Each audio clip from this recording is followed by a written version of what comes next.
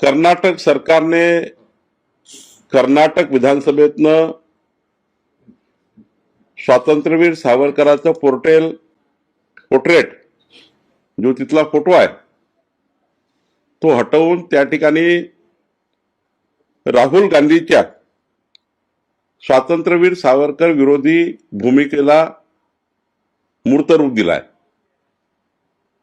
खरं तर राहुल गांधी हे जेव्हा जेव्हा देशात फिरतात, महाराष्ट्रामध्ये येतात, कर्नाटकमध्ये जातात, तेव्हा स्वातंत्र्यवीर सावरकरांच्या विरोधी भूमिका ते घेतात। आणि कर्नाटक सरकारने खरं तर स्वातंत्र्य लढ्यातील महानायकाला अशा प्रकारे